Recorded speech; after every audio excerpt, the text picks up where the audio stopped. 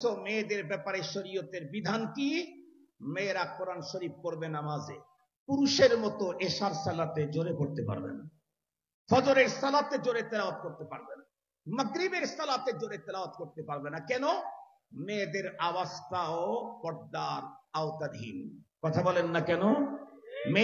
মেয়েদের আওয়াজটাও পর্দার আওতাধীন। আল্লাহ পাকের কোরআন আল্লাহ তাআলা স্পষ্ট বলেন, ইয়া নিসাআন নবী লাস্তুন্না কাআহাদিম মিনান নিসা ইন ইত্তাকাইতুন্না ফালা তাখদা'না বিল কওল ফায়াতমা'আল্লাযী ফী কলবিহি মারাদ ওয়া কুলনা কওলাম মা'রুফা। আল্লাহ পাক স্পষ্ট ডেকে বললেন, হে মুসলিম নারী, তোমরা কখনো তোমাদের মধুর কণ্ঠস্বর ভিন্ন পুরুষকে শুনতে দিও না, ঝামেলা আছে। এ পর্যন্তই বলে দিলাম। অট্টহাসি যে কত বড় জিনিস এটা বুঝবার জন্য ফিকহি একটা মাসআলা শুনলে আপনারা ভালো বুঝবেন। আমরা নামাজ পড়ি না, নামাজ পড়তে পড়তে কেউ যদি, নামাজ ভঙ্গের অনেক কারণ আছে, কোন একটা কারণ সে ঘটায় ফেললো, পাশ দিয়ে কোনো বন্ধু যাচ্ছে নামাজের ভিতরে, দাঁড়াও দাঁড়াও দাঁড়াও, আমি একটু নামাজটা শেষ করি, তোমার সাথে কথা আছে, তাহলে কি তার নামাজ আসে না নামাজ গেছে? তাহলে তার নামাজ গেছে। কিন্তু এই লোকের শুধু নামাজই গেছে, অজু কিন্তু যায় নাই। কিন্তু বলেন তো দেখি, নামাজরত অবস্থায় কেউ যদি অট্টহাসি দেয় তাহলে কি তার নামাজ থাকে? আরে কথা বলেন একটু জোরে। শুধু কি নামাজই নষ্ট হয় না অজুও নষ্ট হয় অট্টহাসি দিলে? তাহলে অট্টহাসি এমন এক বস্তু, নামাজরত অবস্থায় কেউ দিলে শুধু নামাজ ভাঙ্গে না, অজু ভেঙে যায়। শুধু নামাজ ভাঙ্গে না, অজু ভেঙে যায়। এই অট্টহাসি শরীয়তে মুসলিমদেরকে দিতে নিষেধ করা হয়েছে, বিল খুসুস নারীদের তো অবশ্যই না। ইসলাম মুসলিমকে হাসি দেওয়ার পদ্ধতি দিয়েছে, ইসলাম মুসলিমদেরকে কান্না করার পদ্ধতি দিয়েছে। শুধু কি তাই? বিশ্বনবীজির যুগে পয়গম্বর সাল্লাল্লাহু আলাইহি ওয়াসাল্লাম সাহাবীদেরকে যখন টয়লেটে যাওয়ার পদ্ধতি শিখাইতেন, খানা খাওয়ার পদ্ধতি শিখাইতেন, তখন তো ওই যুগের কাফেররা বলতো, এটা কেমন রাসূল, এটা কেমন রাসূল, এটা টয়লেটে যাওয়ার পদ্ধতি শিখায়, খানা খাওয়ার পদ্ধতি শিখায়, এটা কেমন রাসূল? আমাদের পয়গম্বর সাল্লাল্লাহু আলাইহি ওয়াসাল্লাম যেই দিন আল্লাহ পাক দিয়েছেন, এই দিনের ভিতরে দিন যে মেনে চলবে, এই লোকটা জমিনের উপরে চলবে কেমনে, এর বিধানও আল্লাহ পাক রব্বুল আলামিন স্পষ্ট করে বলে দিয়েছেন। কোরআনে হাকিম আল্লাহ তাআলা বলেন, ওয়ালা তামশি ফিল আরদি মারহা ইন্নাকা লান তাখরিকাল আরদা ওয়া লান তাবলুগাল জিবালা তুলা। জমিনের উপরে তুমি পায়চারি করবে, ডায়াবেটিক্সের হাঁটা হাঁটো, আর এমনি তুমি হাঁটা হাঁটো, যেই হাঁটাই হাঁটো না কেন, হাঁটার সময় তোমাকে কিন্তু নীতিমালা মেনে চলতে হবে। কি? অহংকার করে, গর্ব করে, একেবারে ভাব দেখিয়ে কখনো জমিনের উপরে চলতে পারবা না। আজকে তুমি যেই জমিনের উপরে ভাব দেখায়া, দম্ভ আর গর্ব দেখায়া চলবে, মনে রাখতে হবে একদিন তোমাকে এই জমিনের পেটে ঢুকতে হবে। জমিনের পিঠের উপরে যদি গর্ব আর দম্ভ দেখায়া চলো, তাহলে যেদিন তুমি জমিনের পেটে ঢুকবে সেদিন জমিন বেয়াদবি সুদে আসলে টোটালটা উসুল করে যাবে। তাহলে চলবো কেমনে? কোরআন হাকিম আল্লাহ পাক তাও বলেছেন, ওয়াইবাদুর রাহমানিল্লাযীনা ইয়ামশুনা আলাল আরদি হাওনা ওয়া ইযা খাতাবাহুমুল জাহিলুনা ক্বালু সালামা। ইবাদুর রহমান, আল্লাহর বান্দা যারা হবে তারা জমিনের উপরে বিনয়ের সাথে চলবে, চোখটাকে নিম্নগামী করে চলবে। কোরআনে হাকিমের অন্য আয়াতে আল্লাহ পাকের ওয়াদা আছে, আমাদের এই হাল জামানারও বহু বুজুর্গ আছে যারা জমিনের উপরে চোখ নিম্নগামী করে বিনয়ের সাথে চলতে চলতে তাদের পিঠটাই এখন আর সোজা হয় না, বাঁকা হয়ে গেছে। এখনো আছে, হাল্লান বাংলাদেশে আছে, এখন ওই বাংলাদেশে আছে। মুহতারাম হাজিরিন, খুব ভালো করে বুঝবেন। তাহলে ইসলাম আমাকে টয়লেটে যাওয়ার পদ্ধতি শিখিয়েছে, ইসলাম আমাকে গোসলের পদ্ধতি দিয়েছে, ইসলাম আমাকে হাসি দেওয়ার, কান্না করার পদ্ধতি শিখিয়েছে, ইসলাম আমাকে জমিনের ভিতরে পথ চলার পদ্ধতি শিখিয়েছে, যে ইসলাম আমাকে হাসি আর কান্নার পদ্ধতি দিল, যে ইসলাম আমাকে জমিনের ভিতরে পায়চারি করার পদ্ধতি দিল, যে ইসলাম আমাকে ওয়াশরুমে ঢোকার বের হওয়ার পদ্ধতি দিল, যে ইসলাম আমাকে আমার ঘরে ঢোকার বের হওয়ার পদ্ধতি দিল, যে ইসলাম আমাকে জামা পরার খোলার পদ্ধতি দিল, যে ইসলাম আমাকে জুতা পরা খোলার পদ্ধতি দিল, যে ইসলাম আমাকে অজু গোসল করার পদ্ধতি দিল, সেই ইসলাম কি আমাকে রাষ্ট্র পরিচালনার পদ্ধতি দেয় নাই?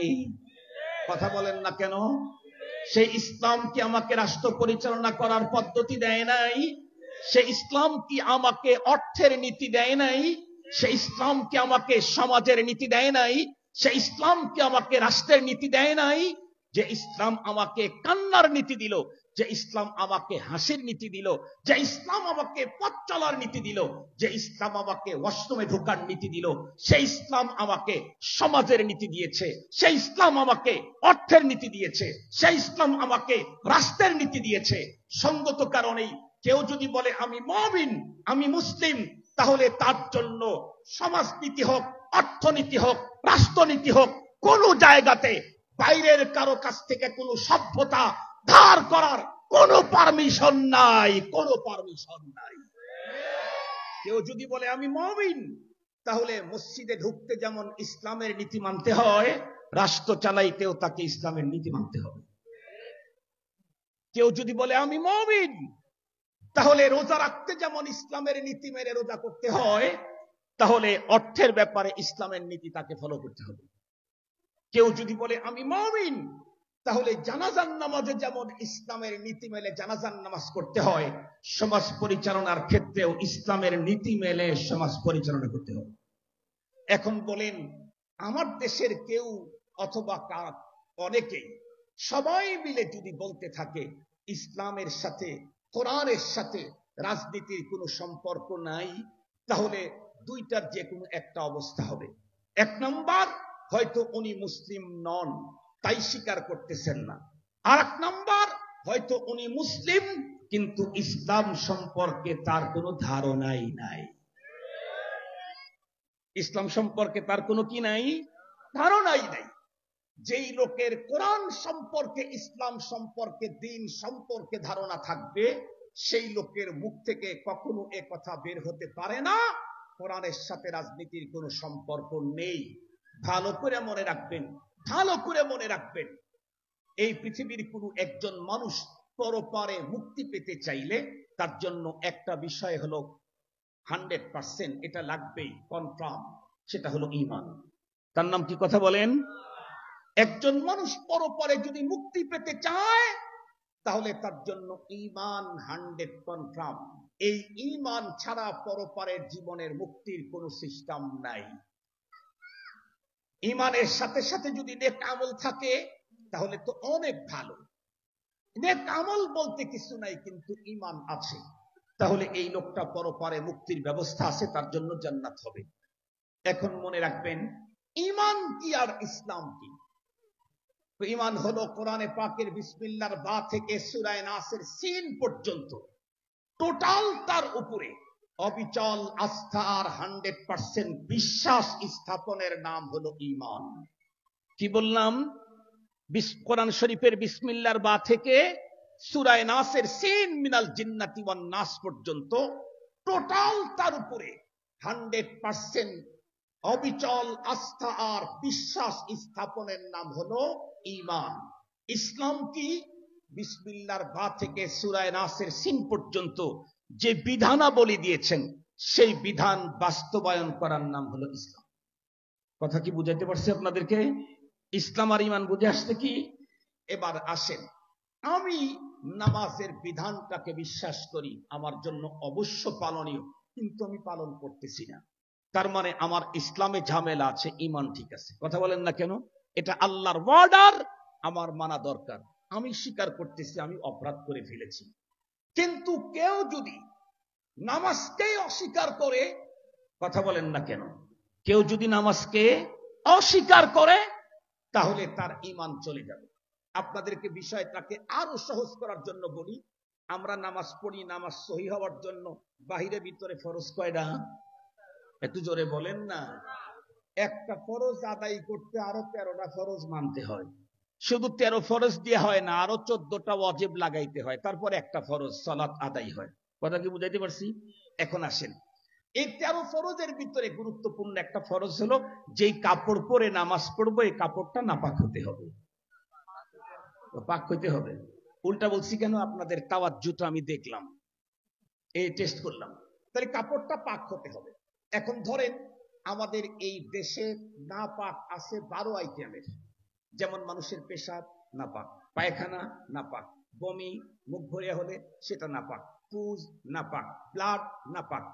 মানুষের বিশেষ অঙ্গ থেকে কিছু পানি বের হয়, মজি, মনি, অদি, এগুলি সব নাপাক। তারপরে গরু ছাগলের পেশাব পায়খানা নাপাক। সব মিলে ধরে নন 12 আইটেমের নাপাক আছে দুনিয়াতে। এই কাপড়টা পাক হওয়ার জন্য শর্ত হলো এই 12টার সবগুলা থেকে এই কাপড়টা সেফ হতে হবে।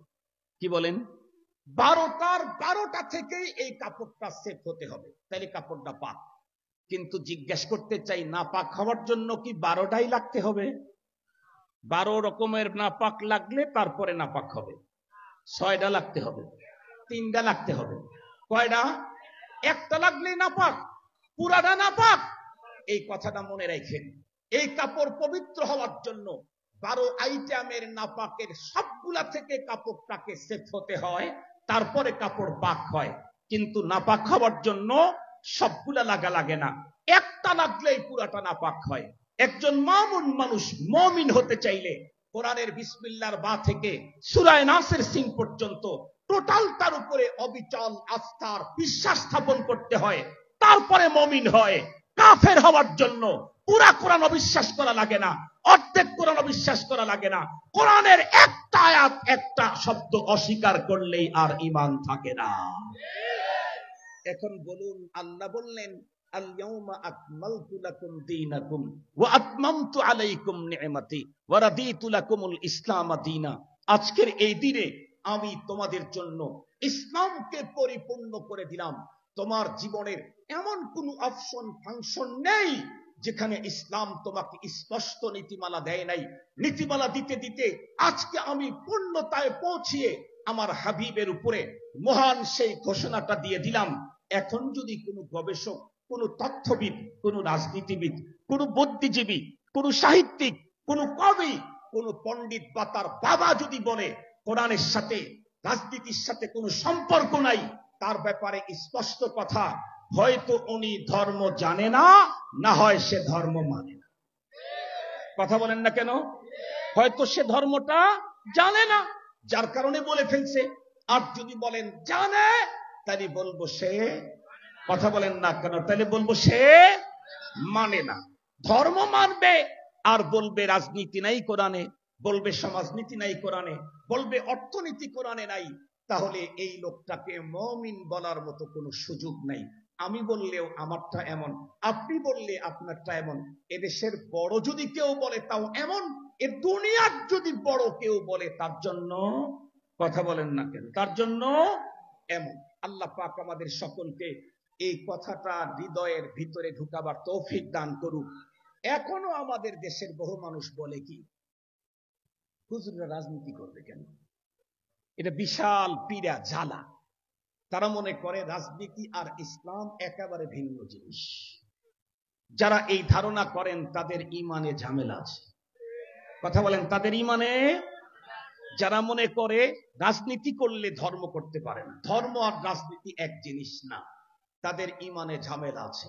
তারা ইমানটাকে নবায়ন করেন, ইমানের ব্যাপারে ভালো করে নলেজ নেন, ইমানের বিষয়টা ভালো করে জানেন। ইনশাআল্লাহ যখনই আপনি জানতে যাবেন তখনই হুজুরের মতো আপনিও বলবেন অর্থনীতি ইসলামের অনুযায়ী চলতে হবে, সমাজের নীতিটাও ইসলামের অনুযায়ী চলতে হবে, দেশের নীতিও হবে কোরআনের নীতি অনুযায়ী।